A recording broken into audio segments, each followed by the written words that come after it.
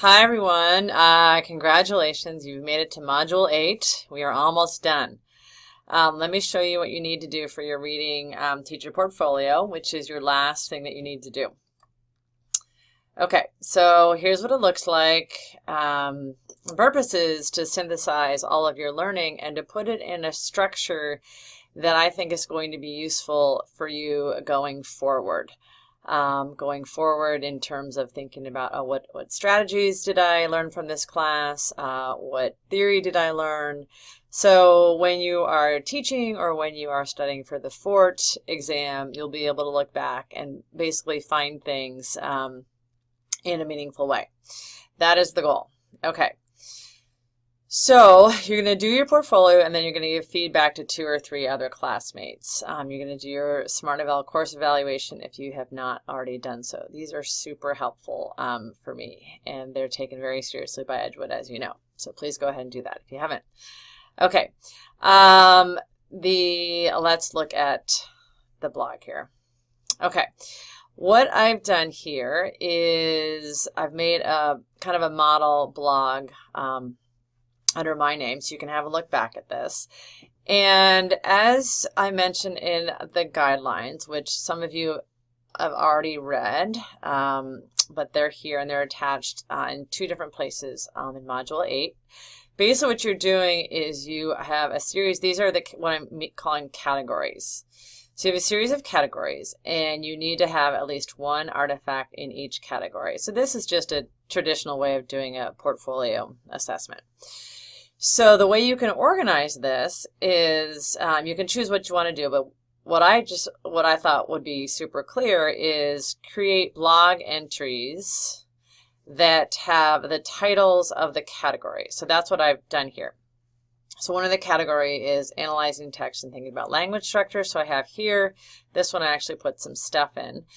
Theoretical understanding of the reading process. So then you are going to have your artifact that you're going to upload, and you're going to have some kind of annotation. So this is an example of an annotation where you are basically explaining why the artifact matches the category. So I have a kind of a brief thing here. You'll probably go into more detail. Notice I have these ellipses here.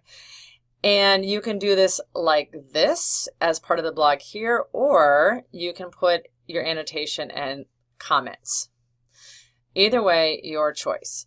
Now, one thing that I had said earlier is to kind of pare down what you have in terms of all your field work. But go ahead and just leave everything there because it's super valuable what you have, and I want you to keep it all in one place. You might need to relabel some things though, and to do that you can, so say you have this really great piece from your field work that you want to use for one of the categories. So what you can do is you can annotate it and say this is what this is for, but it might help if you edit it and change. So here's how you can change the title. Here's obviously how you're going to attach files. So I think you know that already, but that's just kind of an idea of what you could do there. And then after you get your things up, the really important part is to review your peers. And I've noticed from how you guys respond to each other online, it's really honest, it's powerful, you make lots of connections, you're super supportive. I noticed this particular in the reflection blogs that you just did. So with that kind of tone, you're going to carefully review 2 or 3 of your classmates. And by carefully, I mean go through and really read what they have, understand who their case study was. Some of you have already done this within your group, and you're welcome to choose someone within your group to do. You don't have to, though. And compose a response to them. And it should be more than kind of just like a couple of sentences. It should be just really a meaningful response. So that's what I'm looking for, that I hope that you'll be able to do.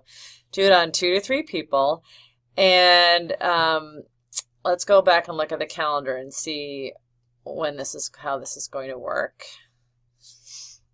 Okay.